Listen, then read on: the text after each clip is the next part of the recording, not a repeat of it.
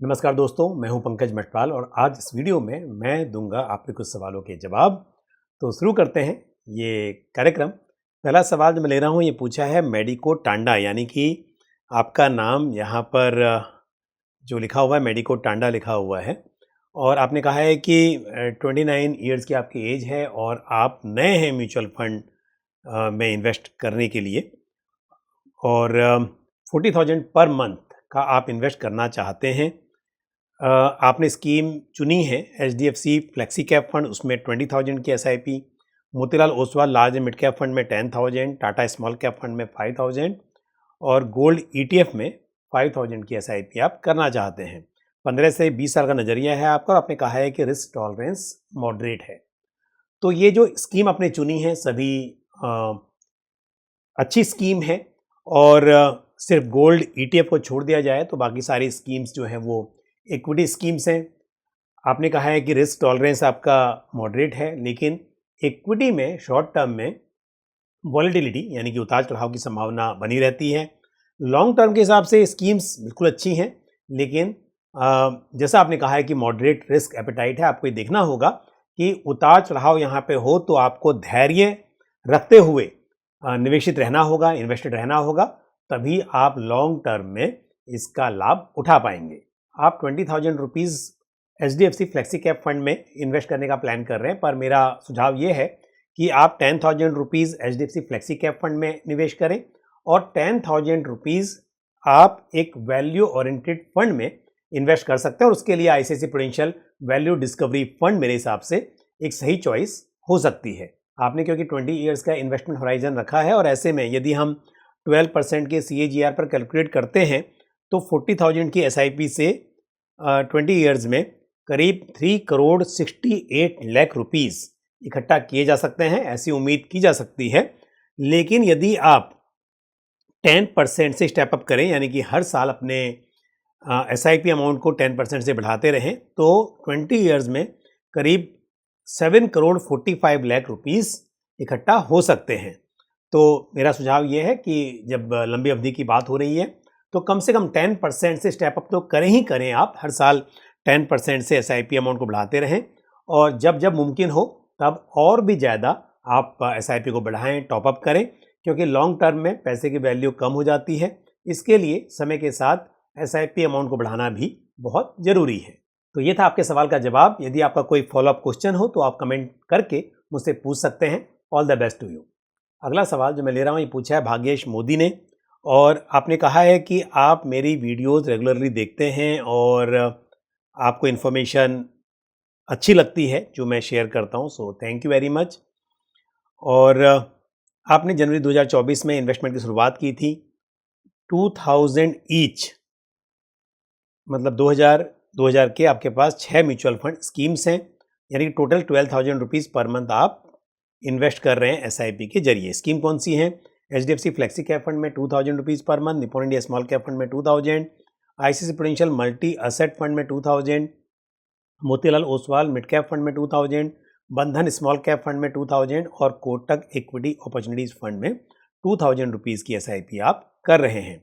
यानी कि अलग अलग कैटेगरी में 2,000 है, पर स्मॉल कैप में आप 2 स्कीम में SIP कर रहे हैं और टोटल 4,000 कर रहे हैं और इन्वेस्टमेंट होराइजन आपका 10 ईयर्स का है। 12 to 14% का रिटर्न आप एक्सपेक्ट करते हैं। तो आप जानते हैं रिटर्न्स तो खैर गारंटीड नहीं होते हैं, लेकिन हिस्टोरिकल रिटर्न्स की बात करें तो इस तरह के रिटर्न्स पास्ट में मिले हैं। हालांकि इस बात की गारंटी भी नहीं है फ्यूचर में रिटर्न्स ऐसे मिलेंगे या नहीं मिलेंगे, लेकिन इक्विटी में निवेश कर रहे हैं तो 12% के आसपास कि CAGR की उम्मीद रखना मेरे हिसाब से एक सही उम्मीद कही जा सकती है। और स्कीम भी आपके पास अच्छी हैं, लेकिन अब जो 2,000 रुपया बढ़ाना चाहते हैं उसके लिए आप कह रहे हैं कि एक और फंड ऐड करें।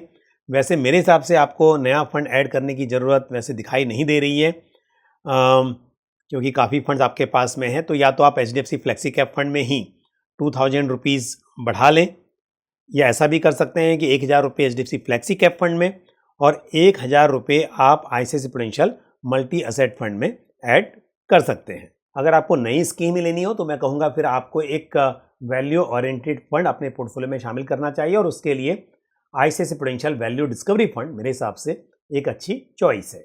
आपने पूछा है कि 10 साल में कितना टोटल अमाउंट एक्यूमुलेट हो सकता है।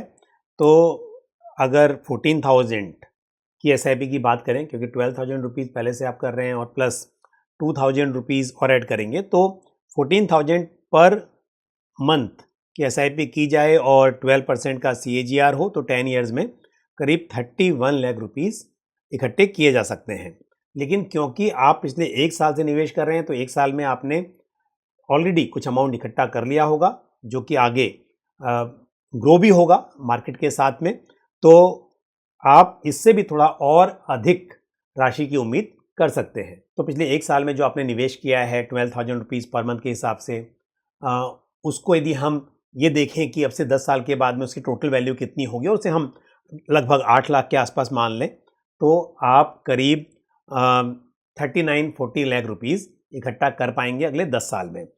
लेकिन यदि आप 10% से स्टेप अप कर लें अब से आगे, यानी हर साल एसआईपी के अमाउंट को बढ़ाते रहें 10% से, तो आप अगले 10 साल में करीब 54-55 लाख के आसपास इकट्ठा कर पाएंगे, ऐसी उम्मीद आप रख सकते हैं। बढ़ते हैं आगे और लेते हैं अगला सवाल जो पूछा है मंटू बोरा ने। मंटू, आपने कहा है कि 1 साल पहले आपने मुझसे सवाल पूछा था और मैंने उसका आपको जवाब भी दिया था। तो मुझे उम्मीद है कि आपने यदि मेरे जवाब के हिसाब से निवेश किया तो शायद वो आपके लिए सही रहा होगा, इसीलिए आपने शायद दोबारा से मुझसे सवाल पूछा है। सो धन्यवाद आपका। अभी आपका सवाल ये है कि आपने Parag Parikh flexi cap fund में 3,000 रुपीज़ की एसआईपी की हुई है। साथ ही SBI large mid cap fund में भी 3,000 रुपीज़ है। Aditya Birla Sun Life Nifty 50 equal weight index fund में 1,500, एचडीएफसी डिफेंस फंड में 2,000 per month, DSP small cap 250 quality 50 index fund में 1,000 रुपीज़ की एसआईपी आप कर रहे हैं। आपका टोटल पोर्टफोलियो भी 1.5 लाख का है और 10% से स्टेप अप भी आप कर रहे हैं। 25 साल में 10 करोड़ रुपये आपको इकट्ठा करना है, तो टारगेट है 10 करोड़ का और अभी बना है 1.5 लाख रुपए और 10,500 पर मंथ की आप एसआईपी कर रहे हैं। तो यानी कि 1.5 लाख रुपये का लमसम हो चुका है, 10,500 की एसआईपी है और 10% से आप स्टेप अप भी करेंगे। अब सवाल आपका क्या है? सवाल ये है कि एक तो पोर्टफोलियो रिव्यू करने की आप बात कर रहे हैं, तो डेफिनेटली मैं रिव्यू करके बताऊंगा स्कीम्स कैसी हैं, और साथ में आप कह रहे हैं कि एक मिड कैप फंड और एक इंटरनेशनल फंड भी आपको ऐड करना है पोर्टफोलियो में। मिड कैप फंड के लिए मेरा सुझाव है कि आप HDFC mid cap opportunities fund को कंसिडर कर सकते हैं और इंटरनेशनल फंड्स में आप नैस्डैक 100 ETF में एसआईपी कर सकते हैं। और आपके एग्जिस्टिंग पोर्टफोलियो की बात करें तो सभी स्कीम अच्छी हैं, आपको कोई भी बदलाव की ज़रूरत नहीं है और आप सही डायरेक्शन में हैं, क्योंकि आप ये भी कह रहे हैं कि 10% से स्टेप अप कर रहे हैं। तो सभी स्कीम्स जो एग्जिस्टिंग हैं, जो नई आप ऐड करेंगे, सभी में आप स्टेप अप करते रहिए और समय के साथ जब मुमकिन हो तब आप 10% ही नहीं बल्कि और जितना बढ़ा सकें उसे बढ़ाइए, टॉपअप कीजिए, ताकि लॉन्ग टर्म में अच्छी वेल्थ आप क्रिएट कर पाएं। अगला सवाल जो मैं ले रहा हूं पूछा है मिस्टर के ने, और आपका सवाल यह है कि आपने मोबाइल ऐप डाउनलोड करके जो आपके पास रेगुलर प्लान है उन्हें डायरेक्ट में स्विच करने की रिक्वेस्ट सबमिट कर दी है। अब सवाल आपका यह है कि क्या आपको एसआईपी फिर से शुरू करनी होगी या ऑटोमेटिक शुरू हो जाएगी, और दूसरा ये कि जो अमाउंट ऑलरेडी इन्वेस्टेड है क्या वो आपके बैंक अकाउंट में आएगा और आपको उसे री इन्वेस्ट करना होगा या डायरेक्टली वो स्विच हो जाएगा। तो ये निर्भर करता है ऐप के ऊपर, बट जनरली यहां पर क्या होगा कि जो अमाउंट आपका एग्जिस्टिंग है जिसे आप रेगुलर से डायरेक्ट में स्विच करना चाहते हैं वो डायरेक्ट स्विच हो जाएगा, आपके बैंक अकाउंट में नहीं आएगा। जहां तक सवाल है एसआईपीज का, अब यहां पे हो सकता है कि वो ऐप में ऐसी फैसिलिटी हो, जब आपने इसे एक्टिव किया, जब आपने रिक्वेस्ट सबमिट की तो ऑलरेडी आपकी फ्रेश एसआईपी की रिक्वेस्ट भी सबमिट हो गई होगी कैंसिलेशन के साथ साथ।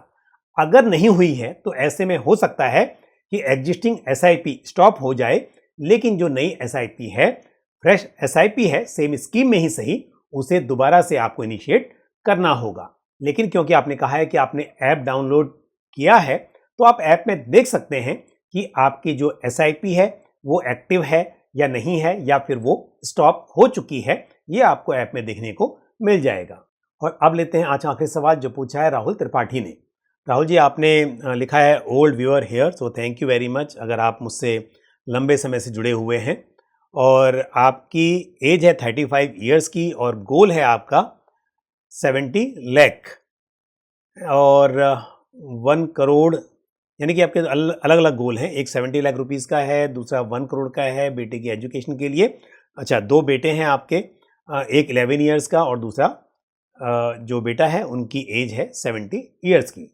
उसके अलावा आपको 10 साल में 1 करोड़ रुपए की ज़रूरत है घर खरीदने के लिए और साथ में रिटायरमेंट के लिए आप प्लान कर रहे हैं 10 साल में 6 करोड़ रुपया इकट्ठा करने का, और 20 साल में मैरिज के लिए 50 लाख रुपए भी आपको चाहिए, यानी कि बच्चों की मैरिज की आप बात कर रहे हैं। आप कुछ फंड्स में एसआईपी कर रहे हैं, उसमें से कौन कौन से हैं? पराग पारिक फ्लेक्सी कैप फंड, इसमें 12,000 पर मंथ की एसआईपी हो रही है। HDFC index fund Sensex plan में 4,500 पर मंथ की एसआईपी। आईसीआईसीआई प्रूडेंशियल नैस्डैक 100 में 2,500 की एसआईपी आप कर रहे हैं। कोटक इक्विटी अपॉर्चुनिटीज फंड में 15,000 पर मंथ की एसआईपी हो रही है।